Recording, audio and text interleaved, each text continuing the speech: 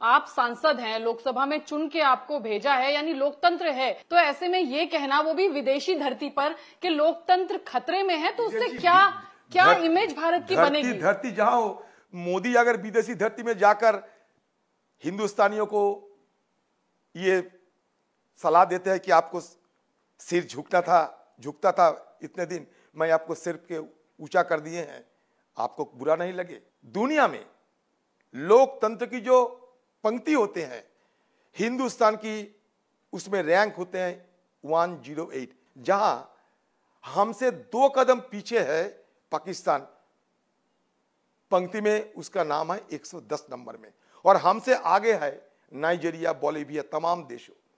तो ये तो सारे इंटरनेशनल इलेक्टोरल जो डेमोक्रेसी है उसका इंडेक्स में तो कह ही चुके हैं पहले ही। राहुल गांधी जी इसको ताकतवर करने के लिए और ज्यादा मजबूत करने के लिए सलाह देते हैं सबको, और हम सब प्रयास करते हैं, यही कहते हैं। और दूसरा बात ये मैं कहना चाहते हैं बीजेपी वालों के ये बददिमागी प्रवक्ताओं को, ये हिंदुस्तान के लोग जानते हैं कि ये देश की आजादी के लिए, इसकी लोकतंत्र के लिए और हिंदुस्तान की अखंडता के लिए हमारी देश की 2 पूर्व प्रधानमंत्री अपने जान गंवाई हैं, एक इंदिरा गांधी, राजीव गांधी। उस परिवार की दूसरे व्यक्ति होते हैं राहुल गांधी। आपकी चिराग उछालना आपको जिम्मेवारी होते हैं, लेकिन समाज के कीजिए, किस पर आप कीचड़ उछल रहे हैं ये समझ कर कीजिए। जिस परिवार की 2 प्राइम मिनिस्टर हिंदुस्तान के लिए जान गंवा चुकी हैं, शहीद हुए थे, आप उसको भी अपमानना कर रहे हैं। लेकिन जिस देश के लिए जान गंवाई, उसी देश की बुराई राहुल गांधी विदेश में जाके कर दे रहे हैं। फिर आपको सलाह दे रहा हूं, राहुल गांधी जी के भाषण को ठीक से सुना जाए, प्रधानमंत्री ठीक से पढ़ा जाए।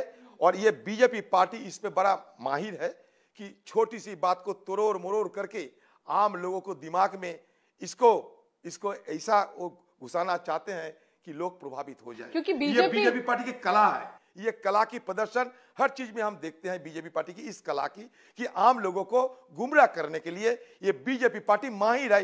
जो भी बात कहे उसको तोड़ मरोड़ करते हुए वो पेश करेंगे जैसे कि आम लोग।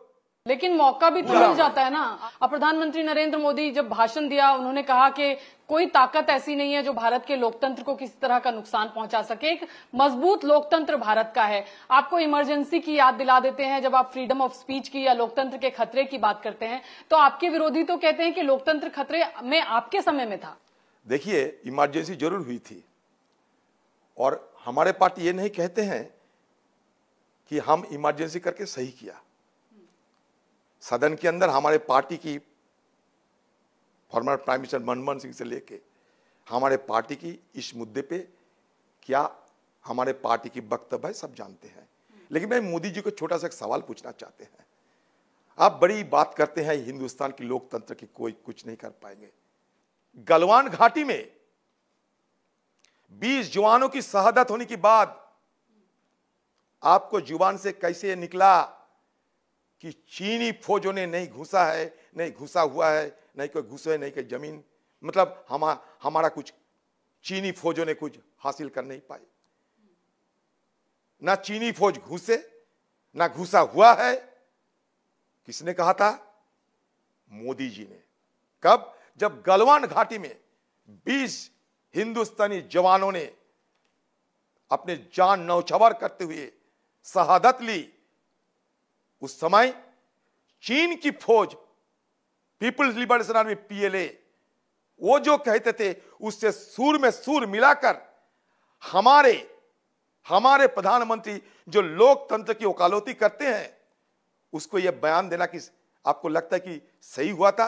मोदी जी की जुबान से क्या यह निकलती है कि चीन के साथ मुकाबला करेंगे? उसका फॉरेन मिनिस्टर कहते हैं चीन की वित्तशाली या चीन के पास ज्यादा पैसा है इसलिए उनसे लड़ना, टक्कर देना मुश्किल है। ये हम नहीं कहते, उनकी जयशंकर जी कहते हैं। तो ये जो सारे दुनिया देखते हैं, हम बोले या ना बोले सारे दुनिया देखते हैं कि मोदी जी की रूह का रवैया है। आप गलवान घाटी के बारे में एक शब्द क्यों नहीं निकलता आपकी जवान से? आप हमारे लद्दाख से लेकर हमारे उस तरह लद्दाख इलाके में 20,000 स्क्वायर किलोमीटर जमीन चीन ने अपने कब्जे में ले लिए हैं।